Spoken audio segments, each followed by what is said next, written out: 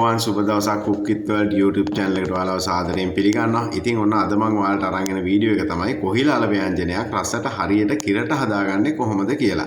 ඉතින් මම මුලින්ම මෙතෙන්ට එකතු කරගන්නවා සීහින්ව කපාගත්තු කොහිල අල ග්‍රෑම් 500ක ප්‍රමාණයක්.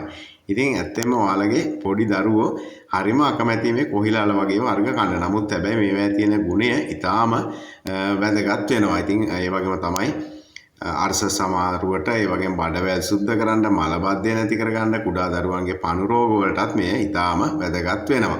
ඉතින් මම මුලින්ම මෙතෙන්ට එකතු කරගන්නවා බීලුණු ගෙඩියක ප්‍රමාණයක් සිහින්ව කපලා ඒ වගේම අමු මිරිස් කරල් 4ක ප්‍රමාණිකුත් සිහින්ව කපලා එකතු කරගන්නවා. ඒක මම තව එකතු කරගන්නවා මෙතෙන්ට සුදු ලුණු බිකි 4ක ප්‍රමාණිකුත් සිහින්ව කපාගෙන. තව මං අපිට රස සුවඳ දෙකම අරගෙන එන කුරුඳු පොතු ස්වල්පයකුත් මෙතෙන්ට එකතු කරගන්නවා. ඒ ගමන්ම කරපිංචා ස්වල්පයකුත් මං මේකට එකතු කරගන්නවා. තවත් මම මෙතෙන්ට එකතු කරගන්නවා රම්පා කැබලි කීපයකුත්.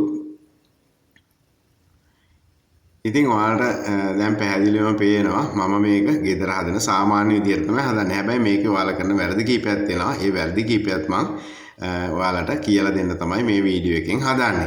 ඉතින් අපි බලමු ඔයාලා කරන වැරදි මොනවද මේ කොහිලාල වගේ ව්‍යංජනයක් හදා ගන්නකොට කියලා. ඉතින් ඔන්න ඊළඟට මම මෙතෙන්ට එකතු කරගන්න හදන්නේ මේකට අත්‍යවශ්‍යම කරන කුළු බඩු වර්ග ටික. ඒ කියන්නේ 3-5 මිරිස් කුළු 3-5 එකතු කරගන්නවා මම මේ සැහැඳි එකමාරක ප්‍රමාණයක්. ඔන්න ඔයාලා කරන එක වැරද්දක් තමයි මේ කොහිලාල ව්‍යංජනය හදනකොට මිරිස් කුඩු එකතු කරගන්න එක. කවදාවත් මිරිස් කුඩු එකතු කරගන්න එපා. එතකොට ඒකේ අව පැහැගතියක් ගෙන එනවා. ඉතින් ඔන්න ලුණු කුඩුත් මම එකතු කරගත්තා. ඒ ගමන්ම මම මේකට තව එකතු කරගන්නවා කහ කුඩු තේ හැඳි භාගයක ප්‍රමාණයකුත්.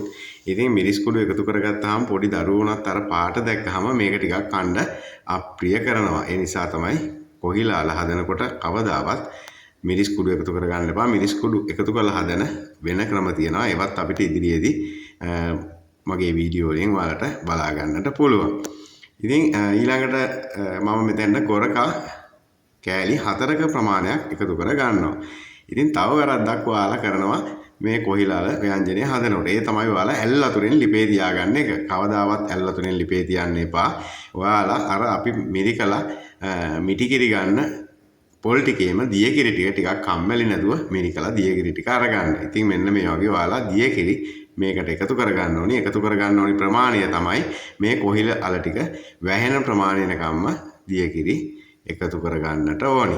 ඉතින් අපි බලමු දියකිරි ටික එකතු කරගත්තාට පස්සේ අපි කොහොමද මේ ව්‍යංජනය හදාගන්නේ කියලා. ඉතින් ඔන්න මේ වගේ හොඳින් කලවම් කරලා ඔයාලා මේක පියනකින් වහලා විනාඩි 18ක වගේ කාලයක් මේක මද ගින්දරේ තම්බා ගන්නට ඕනේ. ඉතින් හොඳින් මතක තියාගන්න මේක මද ගින්දරේ තමයි තම්බ ගන්නට ඕනේ. ඉතින් අපි විනාඩි 18ක් තම්බගෙන බලමු කොහොමද ව්‍යංජනය එන්නේ කියලා. ඔන්න විනාඩි 18කට පස්සේ මගේ කොහිලාල ව්‍යංජනය හොඳින් හිඳිලා ඇවිල්ලා තියෙනවා. ඒ කියන්නේ දියකිරි ටික හොඳට මේ වගේ හිඳෙනකම්ම ඔයාලා ලිපේ තියාගෙන තම්බ ගන්නට ඕනි. ඊට පස්සේ අපි මේකට එකතු කරගන්න ඕනේ මිටි කිරි ටික. ඉතින් මිටි කිරි අවශ්‍ය ප්‍රමාණය තමයි මිටි කිරි හඬු කෝප්ප 3ක ප්‍රමාණයක් තිබුණා නම් අපේ මේ කොහිලාල ග්‍රෑම් 500ට හොඳටම ප්‍රමාණවත්. දැන් ඔයාලට පේනවනේ. ඉතින් ඊට පස්සේ මේක හැබැයි කැටි ගහන්න දෙන්න නැතුව හොඳින් කලවම් කර මෙන්න මේ වගේ උතුරවා ගන්නට ඕනේ. උතුරවා ගත්තට පස්සේ මම තව දෙයක් ඔයාලට කියලා දෙනවා. දෙහි මේකට බෑයක වගේ ප්‍රමාණයක් ඔයාලා එකතු කරගන්න. එතකොට මේකේ තවත් රසය වැඩි වෙනවා. ඒ වගේම සුවඳත් අරගෙන එනවා. ඉතින් මෙන්න මේ විදිහට තමයි කොහිලාල ව්‍යංජනයක් කිරට හරියට හදාගන්නේ. ඉතින් යාළුවනේ ඔයාලගේ දරුවෝ අනිවාර්යෙන් මේක දීලා බලන්න. අනිවාර්යෙන්ම ඉල්ල මේ විදිහට කොහිල හදලා දුන්නොත් දරුවෝ ආහාරයට ගන්නවා. ඉතින් ඒ වගේම මට මේ වගේ වීඩියෝ අරන් එන්න මගේ Cook with World channel එක subscribe කරන්න, comment කරන්න, like කරන්න, share කරන්න අමතක කරන්නත් එපා. ඉතින් ඒ වගේම තවත් විදිහට කොහිලාල ව්‍යංජනයක් හදන විදිහේ වීඩියෝ එකක් එක්ක අපි නැවත හමු වෙමු. ඉතින් ඔයාලා සියලු දෙනාටම සුබ දවසක්.